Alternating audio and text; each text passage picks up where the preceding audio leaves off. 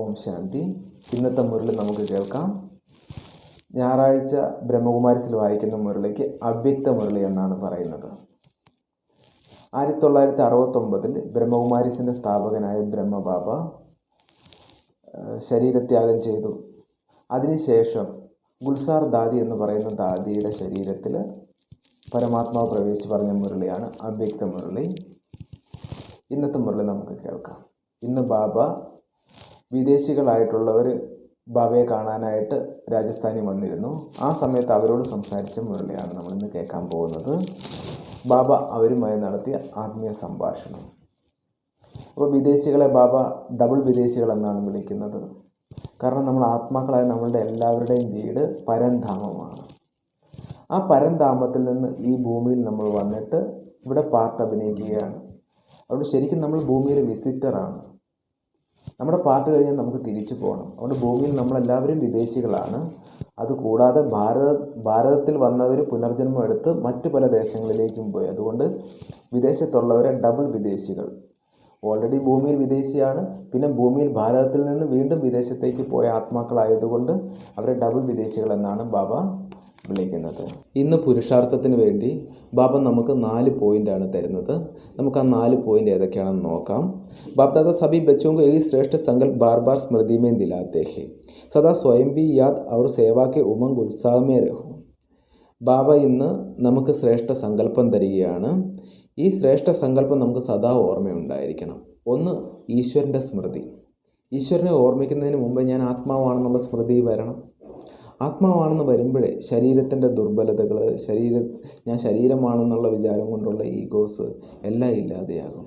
അതുകൊണ്ട് ആത്മാവാണെന്നുള്ള സ്മൃതിയിൽ ഇരിക്കുമ്പോൾ നമ്മുടെ ആത്മീയ ഊർജം, പരമാത്മാവിൽ നിന്നുള്ള ശക്തികൾ നമ്മുടെ ആത്മാവ് സ്വീകരിച്ചുകൊണ്ടേയിരിക്കും. അതിനോടൊപ്പം ആ ആത്മീയ എനർജി മറ്റുള്ളവർക്കും കൊടുക്കണം. ഈശ്വരൻ എന്താണോ നമുക്ക് തരുന്നത് അത് നമുക്ക് എല്ലാവർക്കും കൊടുക്കണം. കാരണം ഈശ്വരനെ എല്ലാവർക്കും യഥാർത്ഥ വിധിയിലൂടെ അറിയാൻ സാധിക്കില്ല.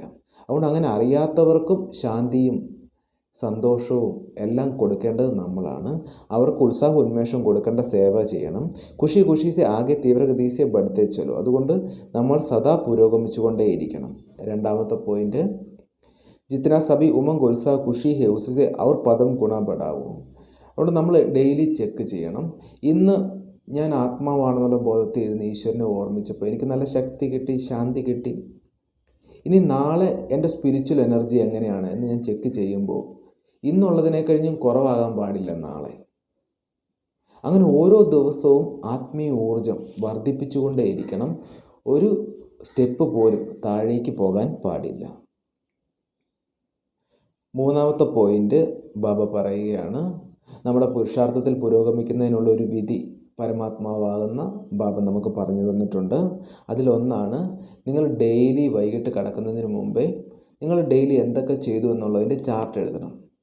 ചാർട്ട് വെച്ചതിന് ശേഷം എന്തൊക്കെ കുറവാണോ ഉള്ളത്, നിങ്ങൾക്ക് മാറ്റാൻ പറ്റാത്തതായിട്ടുള്ളത്, അത് ഈശ്വരന് ഒരു ലെറ്ററായിട്ട് എഴുതി സമർപ്പിക്കണം.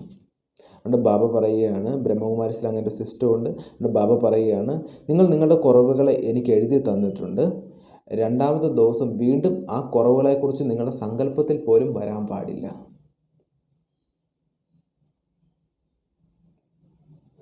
മൂന്നാമത്തെ പോയിന്റ്, ഈശ്വരൻ്റെ ഓർമ്മയിൽ ഇരിക്കും തോറും നമ്മുടെ പൂർവ്വജന്മത്തെ പാപത്തിൻ്റെ ഭാരം അത് സമാപ്തമായിക്കൊണ്ടേയിരിക്കും. ആത്മാവിൻ്റെ ഭാരം കുറയുക എന്ന് പറഞ്ഞാൽ എൻ്റെ ഉള്ളിൽ സന്തോഷം വർദ്ധിക്കുകയാണ്. അതുകൊണ്ട് ഖുഷി ഖുഷീസെ പിച്ചിലെ ബോജ്കോ ഭസ്മ കർത്തേ ജാവൂ. അതുകൊണ്ട് എന്തൊക്കെ പ്രശ്നം വരുന്നു, എൻ്റെ പൂർവ്വജന്മത്തെ കണക്കുകളാണ് എനിക്ക് വന്നുകൊണ്ടേയിരിക്കുന്നത്. അതുകൊണ്ട് ആ പ്രശ്നം വരുമ്പോൾ വീണ്ടും പ്രശ്നത്തെക്കുറിച്ച് ചിന്തിച്ചാൽ അത് വീണ്ടും ചങ്ങല കോർക്കുകയാണ്. കഴിഞ്ഞ ജന്മത്തെ കർമ്മക്കണക്കായിട്ടാണ് ആരോടെങ്കിലും ദേഷ്യപ്പെട്ടാൽ ഏതെങ്കിലും സാഹചര്യത്തിൽ അതേ വ്യക്തി എന്നോട് വന്ന് തിരിച്ച് ദേഷ്യപ്പെടും.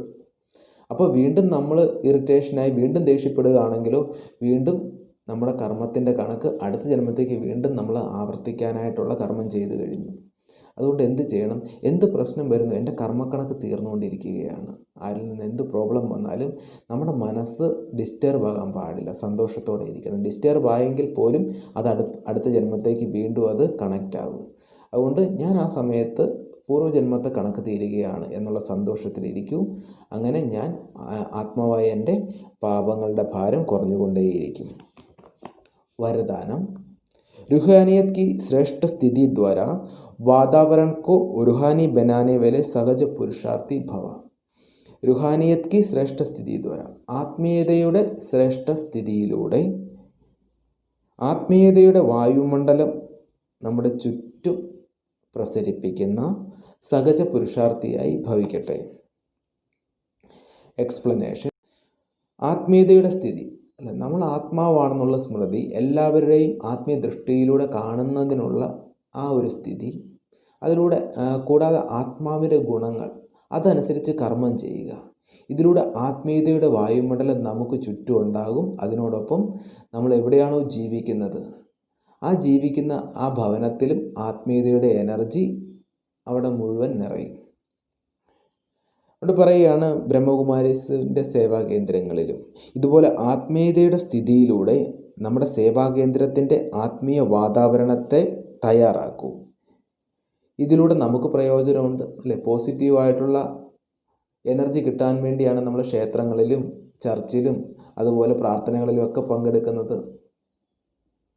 നെഗറ്റീവായിട്ടുള്ള വായുമണ്ഡലം നമ്മളെ ഡിസ്റ്റർബ് ചെയ്യുമ്പോൾ അല്ലെങ്കിൽ നെഗറ്റീവ് ചിന്തകൾ നമ്മളെ അലട്ടുമ്പോൾ നമ്മളെപ്പോഴും ക്ഷേത്രങ്ങളിലും അതുപോലുള്ള സ്പിരിച്വൽ തീർത്ഥാടന കേന്ദ്രങ്ങളിലും പോകാൻ ആഗ്രഹിക്കും.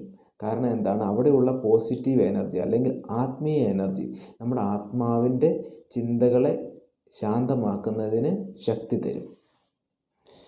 അതുപോലെ ബാബ പറയുകയാണ്, നിങ്ങൾ എവിടെ ജീവിക്കുന്നു അവിടുത്തെ വായുമണ്ഡലവും അതുപോലെയാകണം. പ്രത്യേകിച്ച് ബ്രഹ്മകുമാരി സേവാ കേന്ദ്രത്തിലെ വായുമണ്ഡലം നിങ്ങൾ അതുപോലെ തയ്യാറാക്കണം. മറ്റുള്ളവരവിടെ വരുമ്പോൾ അവരുടെ ആത്മാവിനെ ഈസിയായി അവരുടെ പ്രശ്നങ്ങളെ തരണം ചെയ്ത് ആത്മീയ സ്ഥിതിയുടെ ഉന്നതിയിലേക്ക് പോകാൻ സാധിക്കണം. കാരണം ഇന്ന് ലോകത്ത് പുറത്തുള്ള വായുമണ്ഡലം ഒരുപാട് പ്രശ്നങ്ങൾ നിറഞ്ഞതാണ്. എപ്പോഴും മനുഷ്യരെ കൊണ്ട് കൂടുതൽ ചിന്തിപ്പിക്കുന്ന വായുമണ്ഡലമാണ്. അവിടെ എല്ലാവരും അശാന്തരാണ്. അവിടെയുള്ള പ്രശ്നങ്ങളുമായി ഏറ്റുമുട്ടി ക്ഷീണിച്ചു വരുന്നവരാണ്. അവർക്ക് എക്സ്ട്രാ ശക്തി ആവശ്യമുണ്ട്. എക്സ്ട്രാ ആത്മീയ എനർജിയുടെ പോസിറ്റീവ് എനർജിയുടെ ശക്തി അവർക്ക് ആവശ്യമുണ്ട്. അതുകൊണ്ട് ഉന്നയ റുഹാനി വായുമണ്ഡലക്ക സഹയോഗം. അതുകൊണ്ട് നമ്മൾ എന്ത് ചെയ്യണം? നമ്മളുടെ അടുത്ത് ആരൊക്കെ വരുന്നു നമ്മുടെ ചുറ്റുമുള്ള അന്തരീക്ഷം ആത്മീയ എനർജി നിറഞ്ഞതായിരിക്കണം. ആ അന്തരീക്ഷത്തിൽ വരുമ്പോഴേ അവർക്ക് ശാന്തിയുടെ ശക്തിയുടെ അനുഭവം ഉണ്ടാകണം. സഹജ പുരുഷാർത്ഥി ബനോ അവർ ബനാവൂ. അതുകൊണ്ട് നമ്മൾ സഹജമായിട്ട് തന്നെ ഈസി ആയിട്ട് ആത്മീയ സ്ഥിതി ഇരിക്കുകയാണെങ്കിൽ ഈസി ആയിട്ട് തന്നെ നമ്മുടെ ചുറ്റും ആ അന്തരീക്ഷം ഉണ്ടാകും. അങ്ങനെ സഹജ പുരുഷാർത്ഥിയാകൂ. മറ്റുള്ളവരെയും അങ്ങനെ ആക്കുന്നതിന് സഹായിക്കൂ. हर एक आने वाली आत्मा अनुभव करे कि एक स्थान सहज की उन्नति प्राप्त करने का है. അങ്ങനെ പുറത്തുനിന്ന് വരുന്ന ഓരോ ആത്മാവിനും അനുഭവപ്പെടണം, ഈ സ്ഥാനത്ത് വന്നാൽ എൻ്റെ പ്രശ്നങ്ങൾ പരിഹരിക്കപ്പെടും, എൻ്റെ ആത്മാവിന് ശാന്തി കിട്ടും, എനിക്ക് ആത്മീയ ഉന്നതി ഉണ്ടാകും എന്നവർക്ക് മനസ്സിലാകണം. സ്ലോഗൻ. വരദാനി ബൻ ശുഭഭാവന അവർ ശുഭകാമനാക്ക വരദാൻ ദേത്തേ രഹോ. വരദാനി, വരം എന്ന് പറഞ്ഞു കഴിഞ്ഞാൽ പ്രയത്നിക്കാതെ കിട്ടുന്നതിനെയാണ് വരം കിട്ടുക എന്ന് പറയുന്നത്. നമ്മൾ എന്തെങ്കിലും ഒരു കാര്യം നേടാനായിട്ട് ആഗ്രഹിക്കുന്നുണ്ട്, പക്ഷേ നമ്മൾ ഒരുപാട് പ്രയത്നിച്ചിട്ടും അത് നേടാൻ സാധിക്കുന്നില്ല. അപ്പോൾ അത് മറ്റുള്ളവരുടെ അനുഗ്രഹം കൊണ്ട് അല്ലെങ്കിൽ മുതിർന്നവരുടെ അനുഗ്രഹം കൊണ്ട് നമുക്കത് നേടിയെടുക്കാം. അങ്ങനെ മറ്റുള്ളവരുടെ അനുഗ്രഹം കൊണ്ട് നേടിയെടുക്കുന്നതിനെയാണ് വരം എന്ന് പറയുന്നത്. അതുകൊണ്ട് വരദാനി, ഇപ്പോൾ നമ്മൾ വരം എടുക്കാൻ പോകുകയല്ല ചെയ്യേണ്ടത്, ഇപ്പോൾ നമ്മൾ വരം കൊടുക്കുന്നവരായി മാറണം. അതുകൊണ്ട് വരദാനിയായി ശുഭഭാവന അവർ ശുഭകാമനാക്ക വരദാൻ തേച്ചല്ലോ. എല്ലാവരും പ്രതി ശുഭഭാവന.